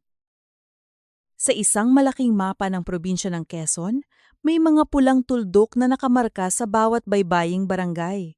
Ang kanyang pribadong investigador, isang dating military intelligence officer na nagngangalang Santos, ay nagpapadala ng mga ulat gabi-gabi. Ang bawat ulat ay binabasa ni Christian ng may pananabik at kaba. Sir, malawak ang lugar at maraming mga komunidad na nakahiwalay, sabi ni Santos sa isang tawag sa telepono na naka-encrypt. Maraming mga kwento tungkol sa mga napadpad dahil sa bagyo noong nakaraang taon. Mahirap pero hindi imposible. Isang gabi, habang abala si Christian sa pag-aaral ng mga litrato ng mga maliliit na pamayanan, biglang bumukas ang pinto ng kanyang opisina, si Don Vicente. Hanggang ngayon ay nagtatrabaho ka pa ring anak, tanong ng matanda. Ang kanyang mga mata ay tila sinusuri ang bawat sulok ng silid. Hindi mo kailangang pagurin ang iyong sarili. Nandito naman kami para tulungan ka. May mga kailangan lang tapusin, Papa, kalmadong sagot ni Christian, habang mabilis na isinasara ang kanyang laptop, para masiguro na walang magiging problema sa negosyo, habang nasa honeymoon kami ni Vanessa. Ang sagot na iyon ay tila isang matamis na musika sa pandinig ni Don Vicente. Umalis ito na may ngiti sa labi, hindi alam na ang pinag-aaralan ng kanyang anak ay hindi mga financial statement, kundi ang posibleng kinaroroonan ng babaeng akala nila ay matagal nang naging abo. Makalipas ang 3 linggo ng walang humpay na paghahanap, isang mensahe ang dumating sa telepono ni Christian. Isang litrato malabo at kinunan mula sa malayo. Ipinapakita nito ang isang babaeng nakasuot ng simpleng duster naglalaba ng mga damit sa isang batya sa tabi ng isang kubo. Sa tabi niya isang maliit na duyan na gawa sa kumot ang nakasabit sa 2 poste at sa loob nito isang sanggol ang natutulog. Tinitigan ni Christian ang litrato. Ang kanyang puso ay nagsimulang tumibok ng napakabilis. Bagaman payat at sunog sa araw ang balat ng babae, hindi siya maaaring magkamali. Ang tindig nito, ang paraan ng paggalaw ng kanyang mga kamay, iyon ay si Mia. Agad siyang tumayo, ang kanyang buong katawan ay nanginginig sa matinding emosyon. Saan ito mabilis niyang itinipa sa kanyang telepono. Ang sagot ay dumating kasama ng isang set ng coordinates. Barangay Ilaya, isang maliit na nayon ng mga mangingisda na halos hindi makikita sa mapa. Kinabukasan, gumawa si Christian ng isang dahilan sa kanyang pamilya. Isang emergency sa isa sa kanilang mga planta sa Batangas na nangangailangan ng kanyang personal na atensyon. Sa kabila ng pagtutol ni Vanessa, umalis si Christian bago pa man sumikat ang araw, sakay ng kanyang mamahaling kotse. Ngunit pagdating sa isang liblib na gasolinahan sa labas ng Maynila, iniwan niya ito at lumipat sa isang lumang pickup truck na inihanda ni Santos, isang sasakyang hindi makakatawag ng pansin. Ang paglalakbay patungo sa Barangay Ilaya ay mahaba at mahirap. Ang mga kalsadang sementado ay naging baku-bakong lupa at ang mga naglalakihang gusali ay napalitan ng mga puno ng niyog at mga payak na bahay na gawa sa nipa. Sa bawat kilometrong nilalakbay niya, lalong lumalakas ang kaba sa kanyang dibdib. Paano kung nagkamali sila? Paano kung hindi siya makilala ni Mia? Paano kung galit ito sa kanya? Nang marating niya ang barangay, ang araw ay malapit nang lumubog. Ipinark niya ang pick-up sa di kalayuan at naglakad patungo sa dalampasigan. Ang amoy ng dagat at ng mga isdang pinatutuyo ay sumalubong sa kanya. Ang mga bata ay nagtatakbuhan sa buhanginan, ang kanilang mga tawa ay tila isang malamyos na musika. Mula sa malayo, natanaw niya ang kubong nasa litrato. Doon sa harap ng isang maliit na bangko na gawa sa kawayan, nakaupo ang isang babae. Kalong nito ang isang sanggol na lalaki, kinakantahan ng isang lumang oyayi. Dahan-dahang lumapit si Christian, ang kanyang mga yapak ay halos hindi marinig sa buhangin. Bawat hakbang ay isang laban sa pagitan ng pananabik at takot. Habang papalapit siya, lalong nagiging malinaw ang mukha ng babae. Si Mia, may mga bagong linya ng pagod sa kanyang mukha, ngunit ang kanyang mga mata habang nakatingin sa kanyang anak ay puno ng isang uri ng pagmamahal na walang kapantay. Nang nasa ilang talampakan na lamang siya ang layo, tumigil si Christian sa ilalim ng isang puno ng niyog. Ang kanyang lalamunan ay tila may nakabara. Ang babaeng buong akala niya ay nawala na magpakailanman, ay naroon lamang humihinga na bubuhay. Isang maliit na sanga ang natapakan ni Christian na lumikha ng isang mahinang tunog. Narinig ito ni Mia. Agad siyang lumingon ang kanyang mga mata ay puno ng pag-iingat. Noong una, isa lamang anino ang nakita niya. Ngunit nang ang lalaki ay humakbang papalabas sa lilim ng puno, ang kanyang hininga ay tila tumigil. Nabitawan niya ang maliit na laruang kabibe na hawak niya. Ang sanggol sa kanyang kandungan ay bahagyang gumalaw. Ang mga mata ni Mia ay nanlaki sa pagkabigla, pagkalito at matinding takot. Christian ang pangalan ay halos hindi marinig, tila isang bulong na tinangay ng hangin mula sa dagat. Hindi na nakapagsalita si Christian. Ang tanging nagawa niya ay tumango, habang ang mga luhang matagal na niyang pinigilan ay malayang umagos sa kanyang mga pisngi. Iyon ang sandaling gumuho ang lahat ng pader na itinayo ni Mia sa paligid ng kanyang puso. Ang pag-ibig na pilit niyang ibinaon sa ilalim ng takot at pighati ay biglang umusbong malakas at hindi mapigilan. Ngunit kasabay nito ang paggising ng alaala ng gabing iyon, ang malamig na ulan, ang magaspang na lubid at ang mga mukha ng kanyang mga biyenan.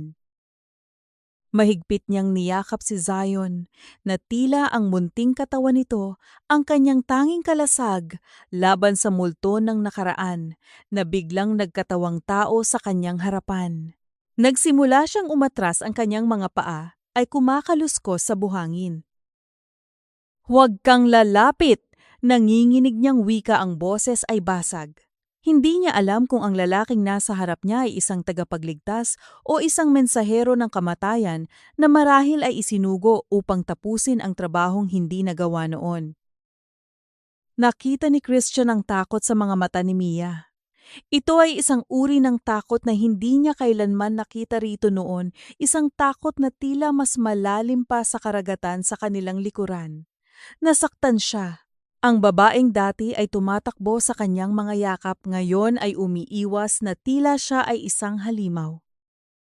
Dahan-dahang lumapit si Christian, ang bawat hakbang ay tila isang pakiusap. Itinaas niya ang kanyang mga kamay, senyales na wala siyang masamang intensyon, na parabang nagpapaamo sa isang sugatang hayop na matagal nang nawala sa kagubatan. "Mia, ako." Bulong niya, ang kanyang boses ay puno ng pait. "Hindi kita sasaktan. Hindi na kailanman." Nang nasa harap na niya si Mia, hindi na niya kinaya ang bigat ng lahat. Bumagsak ang kanyang mga tuhod sa basang buhangin.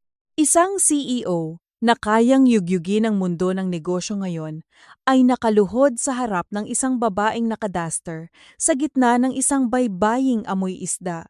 Ang kanyang mamahaling pantalon ay nabasa ng tubig alat, ngunit wala siyang pakialam. "Mia, patawarin mo ako," wasak ang kanyang boses. Ang mga salitang iyon ay nagmula sa kaibuturan ng kanyang kaluluwa, dala ang isang taong pagsisisi. "Buong akala ko, wala ka na." Ang mga luha ni Mia ay nagsimulang pumatak sunod-sunod tulad ng ulan na minsang naging saksi sa kanyang paghihirap. Bakit iyon lang ang salitang lumabas sa kanyang mga labi, puno ng isang taong sakit at pagtataka? "Bakit ngayon ka lang dumating?" Hindi na siya sumagot sa tanong. Sa halip, niyakap niya ang mga binti ni Mia, ang kanyang mukha ay isinubsob sa luma nitong palda. Doon sa harap ng papalubog na araw, umagos ang lahat ng kanyang kalungkutan, pagsisisi at pasasalamat. Ang kanyang mga balikat ay yumanig sa bawat hikbi, hindi na nag-abalang itago ang kahinaang matagal na niyang kinimkim. Naramdaman ni Mia ang init ng kanyang mga luha sa kanyang binti. Ang matigas na galit sa kanyang puso ay unti-unting natunaw, na palitan ng isang malalim na awa at ng pag-ibig na hindi kailanman namatay. Tumayo si Christian at maraang hinawakan ang mukha ni Mia, ang kanyang mga hinlalaki ay pinupunasan ang mga luha nito. Pagkatapos ay niyakap niya ito ng mahigpit kasama ang sanggol sa kanilang pagitan. Sa unang pagkakataon, naramdaman ni Christian ang init ng kanyang mag-ina, isang pamilyang binuo ng pag-ibig, tinangkang wasakin ng kasakiman at muling pinagbuklod ng tadhana. Hinalikan niya ang buhok ni Mia, ang amoy nito ay pinaghalong pawis at alat ng dagat, ngunit para sa kanya, ito ang pinakamabangong pabango sa buong mundo. Ang kanilang pag-iyak ay narinig ni Mang Eusebio at Aling Jacinta. Lumabas sila mula sa kubo, may dalang pangamba, ngunit natigilan nang makita ang eksena. Isang lalaking nakapustura ang nakayakap sa kanilang alagang si Elena. Marahang kumalas si Christian sa yakap at humarap sa dalawang matanda. Nakita niya sa kanilang mga mata ang pagtataka at pag-aalala para kay Mia. Yumuko siya ng may buong paggalang. Maraming salamat po, sabi niya, ang boses ay garalgal pa rin. Hindi ko alam kung paano ko kayo pasasalamatan. Salamat po sa pagligtas sa aking pamilya. Doon pa lamang naunawaan ng mag-asawa ang nangyayari. Ang lalaking ito ang asawa ni Mia, ang ama ng batang kanilang itinuring na apo. Inakay ni Christian si Mia na tila wala pa rin sa sarili patungo sa kubo. Pagpasok nila sa maliit na espasyo na amoy kahoy at asin, sa ilalim ng liwanag ng isang debateryang ilaw, doon tuluyang gumuho ang lahat ng pagtitimpi ni Mia. Humagulgol siya ng malakas, habang yakap-yakap ang kanyang anak. Inilabas niya ang lahat ng sakit, lahat ng pangungulila, at lahat ng takot na kinimkim niya sa loob ng 1 taon. Si Christian ay nanatili sa kanyang tabi, hinahayaan siyang ilabas ang lahat. Walang salitang makapapawi sa sakit na dinanas nito, kaya't ang tanging magagawa niya ay ang iparamdam na hindi na ito muling mag-iisa. Ang lihim na paghahanap ay nagwakas na, ngunit alam ni Christian na ito ay simula pa lamang ng isang mas malaki at mas mapanganib na laban, ang laban para sa hustisya. Ang pagsikat ng araw sa Barangay Ilaya ay nagdala ng bagong pag-asa, ngunit para kay Christian, ito rin ang hudyat ng isang mapanganib na desisyon. Sa loob ng kubo, habang mahimbing na natutulog si Zion, sa mga bisig ni Mia ipinaliwanag ni Christian ang kanyang plano. Hindi pa kayo maaaring bumalik sa Maynila, Mia, mariin niyang sabi, habang hinahawakan ang mga kamay nito. Mas lalo kayong manganganib. Hindi nila alam na alam ko na ang totoo, at gagamitin ko ang kasinungalingan nilang iyon laban sa kanila. May pagtutol sa mga mata ni Mia. Pero Christian, pagod na akong magtago. Gusto ko nang bumalik sa normal na buhay. Magkakaroon tayo niyan. Pangako, sagot ni Christian. Ang kanyang mga mata ay nagpapakita ng isang matigas na determinasyon. Ngunit, kailangan nating gawin ito sa tamang paraan. Hindi sapat na malaman ko lang ang totoo. Kailangan kong tiyakin na lahat sila, si Papa, si Mama, si Vanessa at ang doktor na iyon ay magbabayad sa batas. At para mangyari iyon, kailangan ko ng matibay na ebidensya. Sa loob ng ilang oras, isinaayos ni Christian ang paglipat ni Mia at ng mag-asawang Eusebio. Isang itim na van na may madilim na salamin ang dumating sa barangay, dala ang mga tauhan ni Santos. Inilipat nila ang mag-ina sa isang pribadong safe house sa Tagaytay, isang bahay bakasyunan na napapaligiran ng matataas na pader at mahigpit na seguridad, isang lugar na hindi alam kahit ng kanyang ama. Bago umalis, ibinigay niya kay Mia ang isang espesyal na telepono na hindi maaaring matrace. Nang gabing iyon bumalik si Christian sa Maynila, ang kanyang pagkatao ay muling nabalot ng isang malamig at kalkuladong maskara.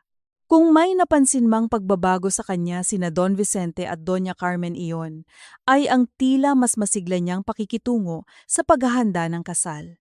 Ito ay ikinatuwa ng mag-asawa sa pag-aakalang tuluyan nang nakalimot ang kanilang anak. Ang unang target ni Christian ay si Dr. Richard.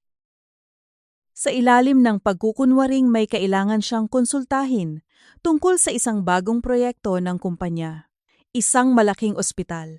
Ipinatawag niya ang doktor sa kanyang opisina. Habang abala si Dr. Richard sa pag-aaral ng mga pekeng blueprint, isang maliit at halos hindi mapansing recording device ang nakadikit sa ilalim ng mesa ni Christian, dahan-dahang kinukuha ang bawat salitang lalabas sa bibig ng doktor. Doktor, gusto kong maging tapat sa iyo, panimula ni Christian. Ang kanyang boses ay tila puno ng kumpiyansa. Alam kong malaki ang utang na loob ko sa iyo sa pag-aalaga mo sa alaala ni Mia.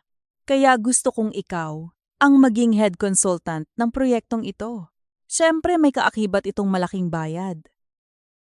Ang mga mata ni Dr. Richard ay kumislap sa pag-asam. Ang kasakiman ay isang kahinaan na alam ni Christian kung paano gamitin. Gusto ko lang sanang malaman ang buong detalye. Patuloy ni Christian, ang kanyang boses ay naging mas mahina tungkol sa kondisyon ni Mia bago siya nawala. May mga gabi na hindi ako makatulog. Iniisip ko kung mayroon pa ba akong nagawang mali. May sakit ba siya na hindi niya sinabi sa akin? Dahil sa pag-aakalang si Christian ay isa pa ring nagluluksa at walang alam na asawa at dahil sa pang-akit ng milyon-milyong kontrata, nagsimulang magsalita si Dr. Richard. Wala siyang sakit, Christian. Ang totoo, napakalusog ng kanyang katawan.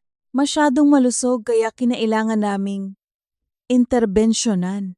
Isang pakiusap mula sa iyong mga magulang para sa ikabubuti ng pamilya. Alam mo na ang pagpapanatili ng tamang lahi. Anong ibig mong sabihin sa interbensyon? Tanong ni Christian, pinipigilan ang panggigigil ng kanyang mga kamao sa ilalim ng mesa. Mga bitamina may pag-aatubiling sagot ng doktor upang i-delay ang anumang posibleng pagbubuntis hanggang sa mas handa na kayo, ngunit naging agresibo ang kanyang katawan. Naglihi pa rin siya. Isang hindi inaasahang pangyayari. Bawat salita ng doktor ay isang patunay na nagpapatibay sa kanyang kaso.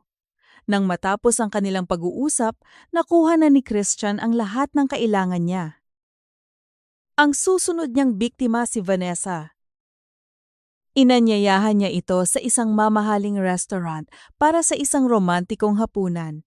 Sa gitna ng malamyos na tugtugin ng violin at sa ilalim ng malamlam na ilaw ng mga kandila, hinawakan ni Christian ang kamay ni Vanessa. Vanessa, nitong mga nakaraang araw, napagtanto ko kung gaano ako kaswerte na nariyan ka pagsisinungaling ni Christian. Ikaw ang naging ilaw ko sa gitna ng kadiliman. Gusto kong malaman ang lahat ng pinagdaanan mo habang wala ako sa tabi mo. Dahil sa alak at sa matatamis na salita ni Christian, naging kampante si Vanessa. Mahirap, Christian. Lalo na noong nabubuhay pa ang babaeng iyon. Isang malaking tinik sa lalamunan ng iyong ina. Ang totoo, ginawa ko lang ang nararapat para protektahan ang pamilya natin. Kung hindi dahil sa akin, baka hanggang ngayon ay nakakapit pa rin sa iyo ang probinsyanang iyon. Habang nagsasalita si Vanessa, ipinagmamalaki ang kanyang katapangan sa pagharap kay Mia, dahan-dahang hinigpitan ni Christian ang pagkakahawak sa kanyang kupita ng alak. Hindi ito napansin ni Vanessa na abala sa paglalarawan kung paano niya sinampal si Mia. Sa ilalim ng mesa, isang manipis na basag ang lumitaw sa kristal na kopa, isang refleksyon ng nagngangalit na galit sa puso ni Christian. Talagang isang anghel ka, Vanessa, wika ni Christian. Isang malamig na ngiti ang sumilay sa kanyang mga labi habang ang isang maliit na patak ng dugo ay dumaloy mula sa kanyang daliri dahil sa basag na kupita. At nararapat lamang na bigyan ka ng kasal na hindi mo malilimutan. May mga kasinungalingan na kasing tulis ng bubog. Kapag ito'y nabasag ang bawat piraso, ay kayang sumugat ng malalim. Sa mundong binuo ng salapi at kapangyarihan ng katapatan ay isang kalakal at ang pag-ibig ay isang kahinaan. Pinatunayan ito ng mga taong pinagkatiwalaan ni Christian. Ang kanyang ama na dapat sana'y kanyang gabay ay naging arkitekto ng kanyang pighati. Ang kanyang ina na dapat sana'y kanyang kanlungan ay naging berdugo ng kanyang kaligayahan. At ang babaeng nakatakdang pakasalan niya ay ang demonyong sumayaw sa ibabaw ng libingan ng kanyang asawa. Ang pagbabalat kayo ni Christian ay hindi lamang isang plano ng paghihiganti. Ito ay isang paglalakbay sa pinakamadilim na sulok ng kaluluwa ng tao. Habang pinakikinggan niya ang pag-amin ng mga taong minsan niyang minahal, isang masakit na katotohanan ang unti-unting lumilinaw. Ang pinakamatinding halimaw ay hindi nagtatago sa dilim, kundi naglalakad sa liwanag, nakasuot ng mga mamahaling damit, at bumubulong na mga salita ng pagmamahal habang hawak ang patalim sa kanilang likuran. Ang pagkasira ng tiwala ni Christian ay kumpleto na at mula sa mga abo nito, isang bagong nilalang ang isinilang isang nilalang na ang tanging layunin ay ang maningil ng utang na dugo. Ang Manila Cathedral ay nakatayo ng buong karangalan. Ang kanyang mga tore ay tila mga daliring nagtuturo sa kalangitan, isang sagradong lugar na nakasaksi sa libu-libong sumpaan ng pag-ibig.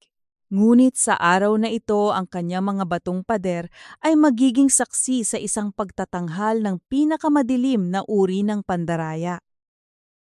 Sa loob ang hangin ay mabango sa amoy ng libu-libong puting rosas at lilis, ang mga paboritong bulaklak ni Vanessa. Ang malaking organo ay tumutugtog ng isang solemne at makalangit na himig. Ang tunog nito ay umaalingaw-ngaw sa bawat sulok ng katedral, lumilikha ng isang pakiramdam ng kabanalan na isang ganap na kabalintunaan sa mga lihim na itinatago ng mga taong naroroon. Nakatayo si Doña Carmen malapit sa malaking pintuan. Ang kanyang mukha ay nagliliwanag sa tagumpay. Suot ang isang mamahaling bestida na gawa sa purong seda at pinalamutian ng mga perlas bawat ngiti niya sa mga dumarating na panauhing mga senador, mga bilyonaryong negosyante, at mga tanyag na personalidad ay isang deklarasyon ng kanyang kapangyarihan. Ito ang kanyang pinakadakilang sandali. Ang kasal na ito ay hindi lamang pagsasama ng dalawang tao, kundi pagsasanib puwersa ng dalawang dinastiya at sa wakas ang pagpapatunay na ang kanyang desisyon na alisin ang basurang si Mia ay tama.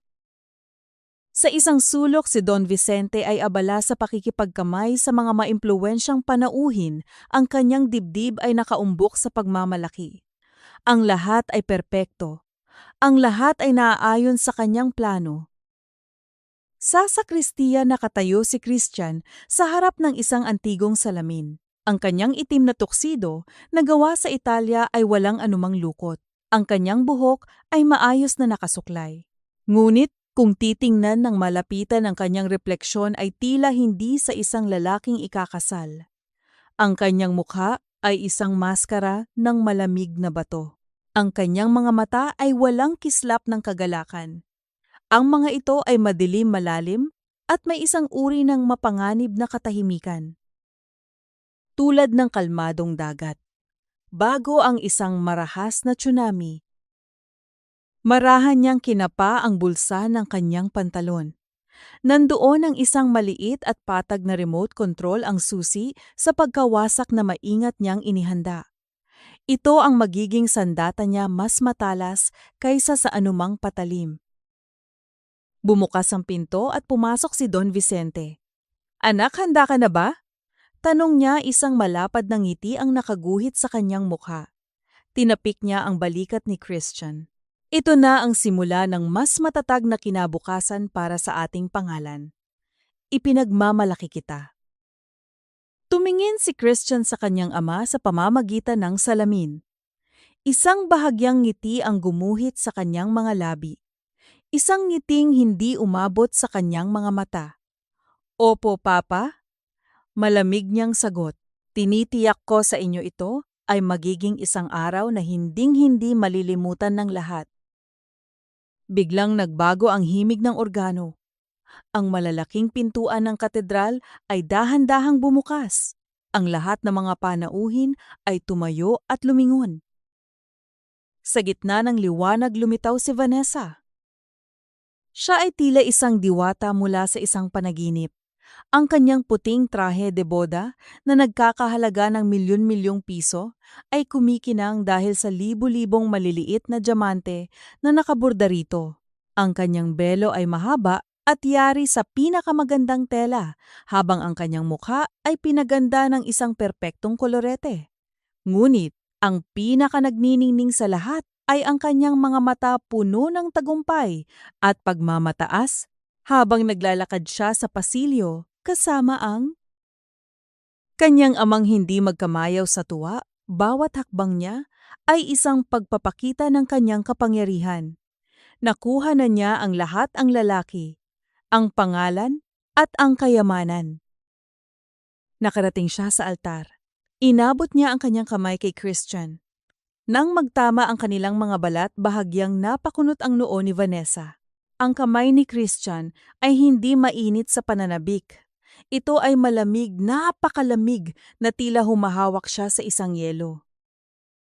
Ayos ka lang ba, mahal? Bulong niya, ngunit hindi siya sinagot ni Christian. Nakatitig lamang ito sa arsobispo na magkakasal sa kanila, ang kanyang mukha ay nananatiling walang ekspresyon. Nagsimula ang seremonya. Ang mga banal na salita ng arsobispo ay umalingaw-ngaw sa buong katedral, mga salita tungkol sa pag-ibig, katapatan at pagtitiwala, mga salitang walang anumang kahulugan sa kasal na ito. Dumating ang sandaling hinihintay ng lahat. Kung mayroon mang sino man sa inyo na nakakaalam ng anumang dahilan kung bakit hindi dapat maganap ang kasalang ito, magsalita na siya ngayon o manahimik magpakailanman, taimtim na wika ng arsobispo. Isang nakabibinging katahimikan ang bumalot sa paligid. At sa gitna ng katahimikang iyon, isang marahas na galaw ang bumasag sa lahat. Biglang hinatak ni Christian ang kanyang kamay mula sa pagkakahawak ni Vanessa. Ang galaw ay napakabilis at puno ng puwersa, dahilan upang mapaatras si Vanessa ng bahagya sa gulat. Isang kolektibong pagsinghap ang narinig mula sa mga panauhin. Ang mga bulungan ay nagsimulang kumalat na parang apoy. Sina Doña Carmen at Don Vicente ay napatayo mula sa kanilang upuan. Sa harap ang kanilang mga mukha ay namutla, nagtatakang nakatingin sa kanilang anak. Humakbang si Christian paharap, kinuha ang mikropono mula sa kinatatayuan nito. Ang kanyang boses nang magsalita siya ay hindi nanginginig. Ito ay kalmado, malinaw at may bigat na tila kayang gumuho ng mga pader ng katedral. Itigil ang kasal na ito. Ang apat na salitang iyon ay tumama na parang isang malakas na kulog. Napahinto ang lahat. Tumingin si Christian ng diretso sa mga mata ng kanyang mga magulang, pagkatapos ay kay Vanessa na ngayon ay puno ng pagkalito at takot.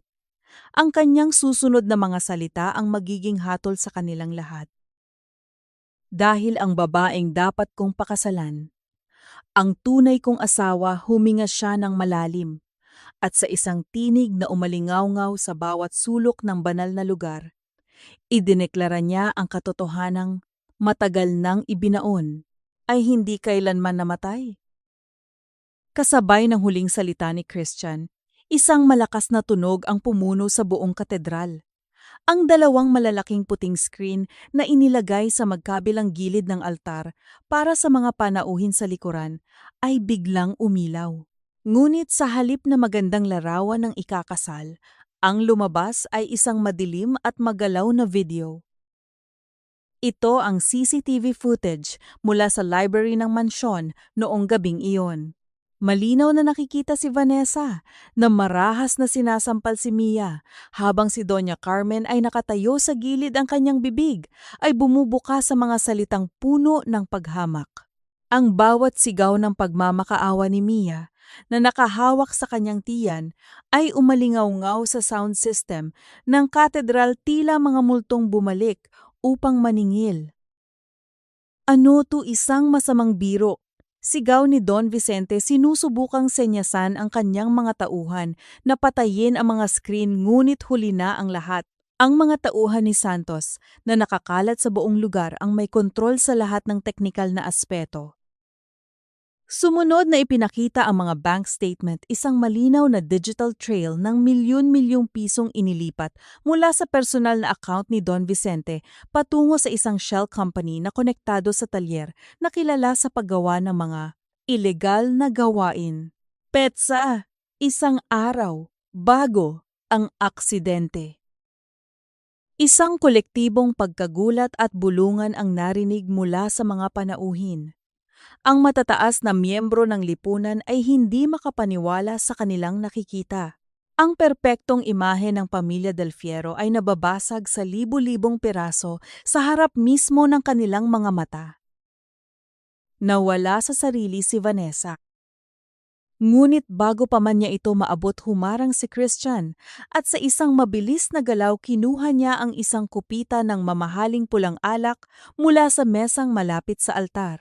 Sa harap ng daan-daang mga mata, ibinuhos niya ang buong laman nito sa perpektong puting trahe de boda ni Vanessa. Ang pulang alak ay dumaloy sa mamahaling tela na parang dugo, isang simbolo ng lahat ng kasalanang itinatago nito. Napahiyaw si Vanessa sa galit at kahihiyan. Sa gitna ng kaguluhan, isang boses ang narinig mula sa likuran. Isang boses na puno ng tapang at paninindigan. Ako ang patunay na hindi iyan gawa-gawa. Ang malalaking pintuan ng katedral ay muling bumukas. Sa pagkakataong ito, hindi isang nobyang nakaputi ang pumasok. Si Mia. Suot ang isang simpleng bestidang kulay asul, naglakad siya sa pasilyo ng may dignidad. Ang kanyang mukha ay payapa, ngunit ang kanyang mga mata ay nag-aapoy sa lakas.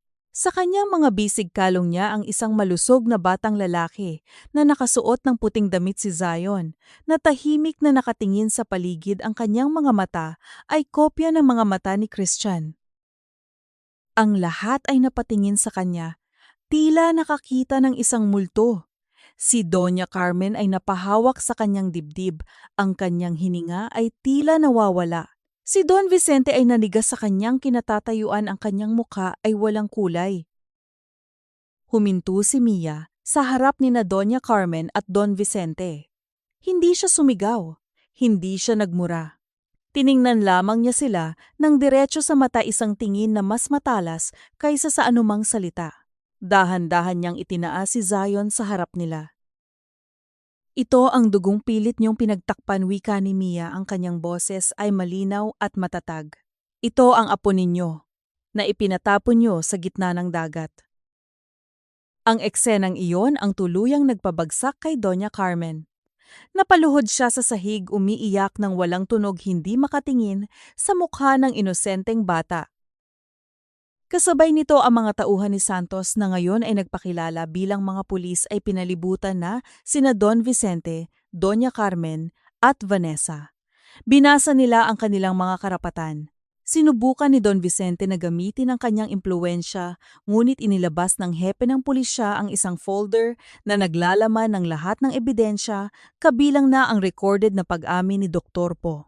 Richard at ang testimonya ni Mang Francisco na lumabas mula sa isang gilid. Ang kanyang mukha ay puno ng luha, ngunit mayroon na ngayong kapayapaan. Sinubukang tumakas ni Vanessa sa isang tagong pinto, ngunit mabilis siyang nahuli ng mga babaeng pulis. Ang kanyang magarang korona ay nalaglag sa sahig at natapakan na wasak. Dinala silang tatlo palabas ng katedral sa gitna ng mga flash ng kamera ng media na nag-aabang na pala sa labas. Bago tuluyang isakay sa sasakyan ng pulis, nilapitan ni Christian ang kanyang ina. Lagi mong ipinagmamalaki ang pangalan ng pamilya natin, Mama, bulong niya. Ngunit nakalimutan mong ang isang pangalan na walang puso ay isa lamang magarang lapida. Huwag niyo na kaming hahanapin pa ng apo niyo, dahil para sa amin namatay na kayo noong araw na ipinatapon niyo si Mia. Ang mga salitang iyon ang huling pako sa kabaong ni Doña Carmen.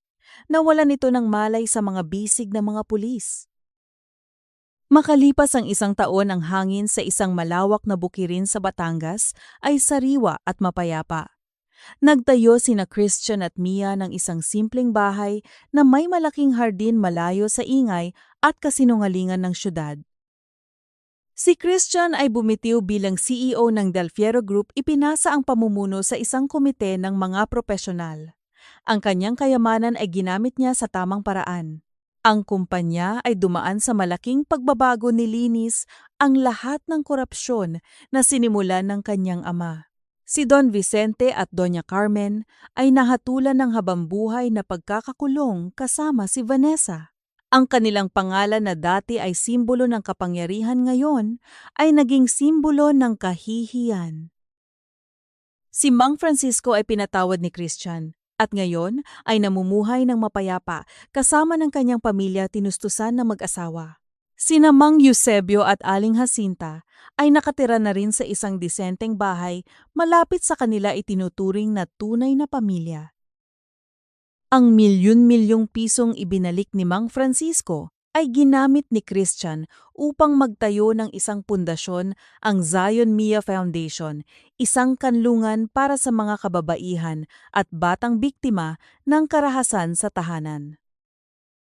Sa ilalim ng puno ng mangga nakaupo sina Christian at Mia habang pinapanood si Zion na ngayon ay nag-aaral ng maglakad sa luntiang damuhan.